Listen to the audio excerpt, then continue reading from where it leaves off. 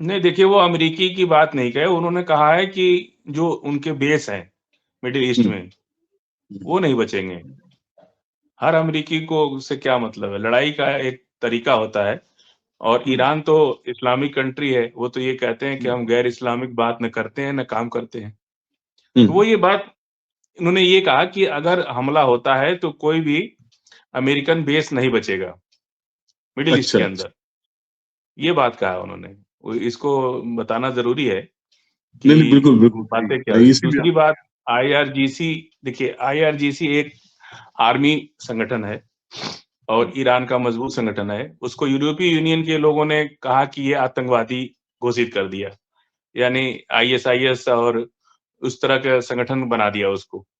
आज पार्लियामेंट के अंदर ईरान की पार्लियामेंट के अंदर सारे मेंबर ऑफ पार्लियामेंट्स आईआरजीसी की वर्दी पहन करके अमेरिका इज़राइल मुर्दाबाद का नारा लगा और कहा कि हम लोग पूरी शिद्दत के साथ इस लड़ाई को लड़ेंगे और अमेरिका को मुंहतोड़ जवाब देंगे। इधर इज़राइल ने इसका पलटवार किया कि अगर हमारे ऊपर हमला हुआ, तो इसका जवाब हम लोग ज़ोरदार देंगे। अब हमला तो होना नहीं है, हुँ, न तो अमेरिका हमला करने की स्थिति में है, न इज़राइल हमला करने की स्थिति में। केवल बातें हो रही जी, हैं और ईरान अमेरिका ये चाहता है कि किसी तरह से कोई 2-3 बात मनवा ले ईरान से और हम अपना इब्राहिम लिंकन लेके निकल लें यहाँ से। कोई छोटी-सी 2-3 बात मनवा लें और कोई धीरे से हम आखिर अमेरिका जाके क्या कहेंगे? समझ रहे हैं आप? हाँ, अमेरिका जाके क्या कहेंगे? तो वो चाह रहे हैं कि किसी तरह से फेस सेविंग कर लें और कोई 2-3 बात मनवा लें ईरान से और उसमें मध्यस्थता कर रहा है टर्की। अब हमला तो होने हुँ, से रहा, पूरी तरह से अगर युद्ध हुआ, ये अमेरिका ने कैलकुलेशन कर हुँ, लिया है। व्हाइट हाउस इतनी बड़ी दुनिया का सुपर पावर कहता है अपने को, इतना तो उसे अंदाज़ा हुँ, हो ही गया होगा कि भाई इस वक़्त क्या पोज़ीशन है और उनका जो वार एक्सरसाइज़ देख करके और भी अमेरिका दहशत में आ जी, गया है, ईरान का। और ईरान की जो सिचुएशन है कि एक सिंगल बटन पे अमेरिका के सारे बेस खत्म हो जाएँगे। उनकी हुँ, मिसाइल जो है, अमेरिका तक तो नहीं पहुँचेगी और अभी तो ज़रूरत भी नहीं है उसकी, लेकिन एक हुँ, बटन से सारे टारगेटेड लॉक्ड हैं। जितने भी अमेरिकी बेस हैं, चाहे कतर हो, ओमान हो, मस्कत हो, कहीं भी है अमेरिका का, हुँ, वो सब टारगेट लॉक है और एक बटन से वो सब खत्म हो जाएगा। और समुद्र में जो उनका इब्राहिम लिंकन जहाज है, उसका क्या हाल हुँ, होगा वो तो दुनिया को पता है। अब अमेरिका युद्ध मैं तो शुरू से कह रहा हूँ, आज भी कह रहा हूँ, कि युद्ध नहीं होगा। हुँ, इसलिए युद्ध नहीं होगा जी, जी, कि अमेरिका ने अपने आप को तौल लिया है, कि क्या होना है। हुँ, हुँ, अब दुनिया को दबाने के चक्कर में हम खुद दब जाएँ और कोई विशाल हुँ, पेड़ काट के गिराना चाहते हों और उस पेड़ के नीचे हम ही दब के मर जाएँ, फिर उस पेड़ को काटने से क्या फ़ायदा होगा? इतना तो बुद्धि रखते हैं ना अमेरिका। ऐसा सिर्फ़ जी, प्रेसिडेंट जी, ट्रम्प से तो अमेरिका है नहीं, अमेरिका तो अमेरिका से हुँ, अमेरिका है। वहाँ का हर नागरिक प्रेसिडेंट ट्रम्प से ज़्यादा दिमाग रखता है। तो इतना तो हुँ, समझ में उनको आ रहा है ना कि इधर लगातार ये जो षड्यंत्र मैं बताऊँ ना वेस्टर्न मीडिया नहीं देखना चाहिए। वेस्टर्न हुँ, मीडिया हुँ, लगा हुआ है कि अरब और ईरान में तफ़रक़ा पैदा कर दिया जाए, दरार पैदा कर दिया जाए हुँ, हुँ, और वो जी, जी, बार-बार वेस्टर्न मीडिया दिखा रहा है कि अरब जो है अमेरिका से मिला हुआ है और हुँ, अरे भाई मिल हुँ, के भी क्या करेगा और नहीं भी मिल के क्या करेगा? अरब को सिर्फ़ इतना ही जी, करना है कि उसे अपनी ज़मीन नहीं देना है, ना आसमान देना है। बस अगर अरब ने ज़मीन और आसमान दे दिया, तो अरब की अवाम बेवकूफ़ तो नहीं है।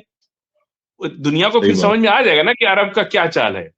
अरब से कोई हुँ, उम्मीद किसी को नहीं है। अरब से सिर्फ़ इतनी उम्मीद है कि आप अपनी ज़मीन और आसमान अमेरिका को मत दीजिए। चाहे वो हुँ, जॉर्डन दे दे।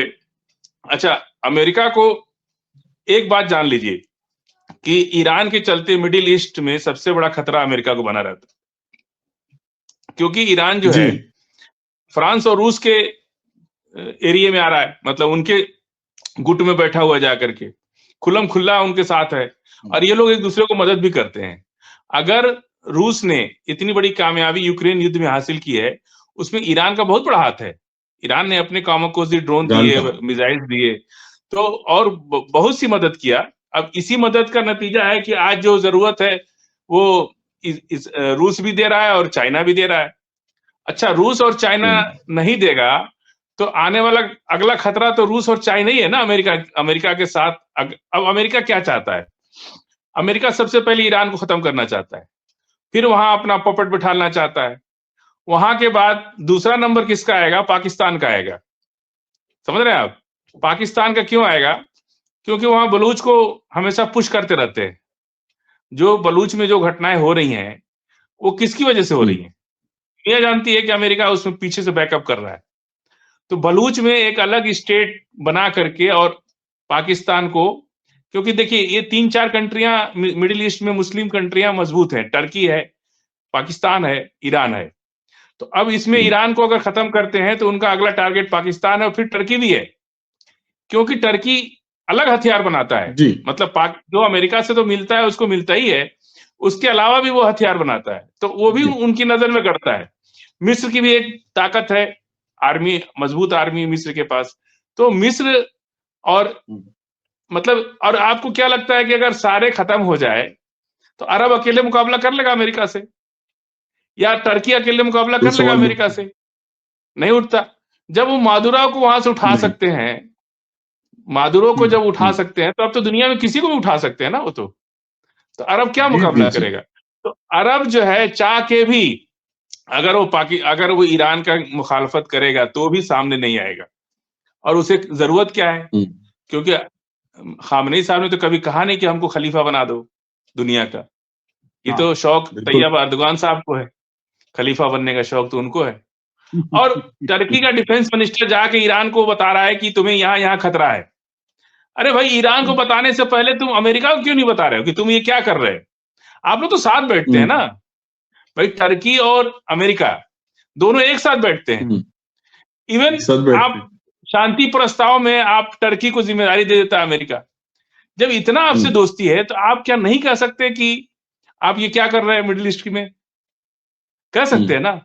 आज भी देखिए, मध्यस्थता करने के लिए मैंने कहा था ना कि अरब नहीं कर रहा है, टर्की कर सकता है, और टर्की कर रहा है। अब सवाल इस बात हो गई, मुझे लग रहा है तैयब अर्दोगान के, क्योंकि अरब में तो बिना झगड़ा किए हासिल कर लेगा। जब वो मादुरो को उठा सकता है तो किसी को भी उठा सकता है। ये तो सबसे बड़ा खतरा हो गया है कि भाई वो कुछ भी कर सकते हैं, और अरब के पास तो अपनी कोई कैपेबल आर्मी भी नहीं है। तो इसलिए जो है, अभी मिडिल ईस्ट के सभी लोगों को ये वक्त है एक दूसरे से कमी को छोड़ करके ईरान का साथ देने का। क्योंकि अगर ईरान कमजोर पड़ा तो अमेरिका क्या करेगा वो तो बात की बात है। पूरे मिडिल ईस्ट की जनता सड़क पे आ जाएगी और कोई बादशाह नहीं बचेगा, कोई बादशाह नहीं बचेगा। चाहे अरब हो, चाहे मिस्र हो, इजिप्ट हो, चाहे टर्की हो, कोई भी नहीं बचेगा। अगर ईरान के साथ कुछ मिस हैपनिंग होती है या कुछ भी तकलीफ होती है ईरान को इन लोग की वजह से, तो आप ये जान लीजिए यही वजह है। ईरान का कोई दुश्मन नहीं है, सॉरी, अमेरिका का कोई दुश्मन नहीं है। न तो अरब है, न मिस्र है, न इजिप्ट है, न जॉर्डन है, न टर्की है, न पाकिस्तान है। लेकिन अवाम का दबाव इतना है, लोग मजबूरी में ईरान का साथ दे रहे हैं कि अगर हम नहीं साथ दिए तो हमारी कुर्सी बचेगी कि नहीं बचेगी ये तय करना मुश्किल है। इतना अवाम का प्रेशर है। अवाम के प्रेशर की वजह से इन लोगों को खड़ा होना पड़ रहा है। और अब अगर नहीं खड़े हुए तो ईरान ने तो अपनी तैयारी कर ली है। ईरान अकेले भी सक्षम है इस वक्त लड़ाई लड़ने के लिए, क्योंकि उसके साथ दो बाहुबली साथ हैं, चाइना और रूस। इसलिए ईरान पूरी तरह से मुतमईन है अपनी तैयारी पर।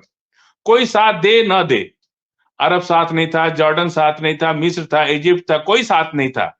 इजराइल को धुआं धुआं कर दिया 12 दिन में, इजराइल को धुआं धुआं कर दिया। जी। और उसके जो कमी निकली ईरान के अंदर, उसने इधर अपने चीजों को मजबूत किया है।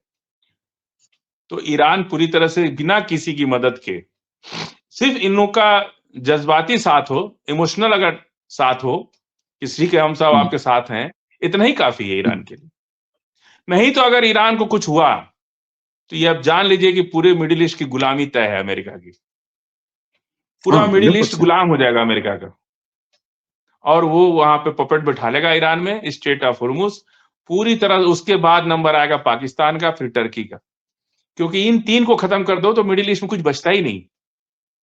सही बात। और इसके लिए उदाहरण है, अब इसका उदाहरण है कि बलूचिस्तान अचानक से सर उठा रहा।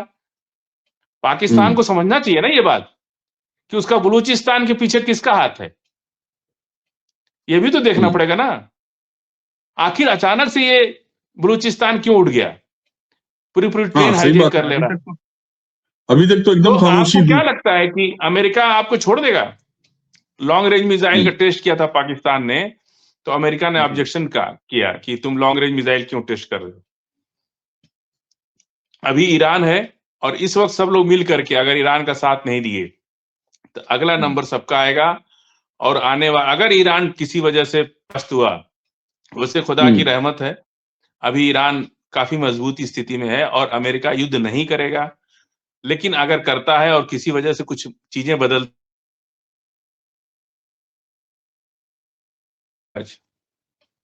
जी, जी, आपकी तरफ से कुछ बार-बार फ्रीज़ हुआ। और ईरान अपने घर में है, तो जाहिर सी जी, बात है कि जो अपने घर में है वो ज्यादा मजबूत रहता है। अब हुँ, उनको कौन साथ दे रहा है अमेरिका का इस वक्त? जॉर्डन ने थोड़ा सा अपना जहाज उतारने की जगह दी है बस, F-35 को।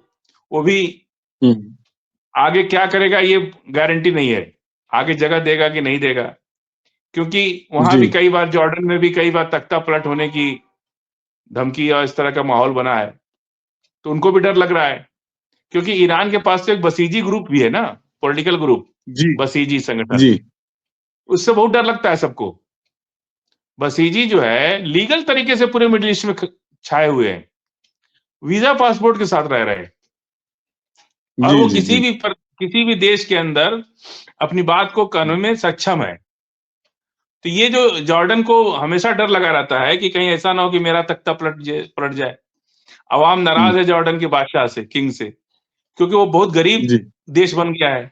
वहां कोई तेल ओल नहीं हुँ, है, नहीं, उनकी इकोनॉमी बहुत कमजोर है, तेल नहीं है जॉर्डन के पास।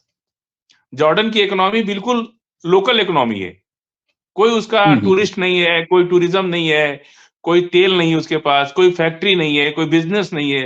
वो केवल वहां के जो किंग हैं वो अमेरिका के जहाज में घूमते हैं, अमेरिका के, उनका पैसा अमेरिका में जमा होता है, सब चीजें उनकी उस व्यवस्था से चलती हैं, तो वो नहीं हिम्मत कर सकते। जी। बहरहाल ये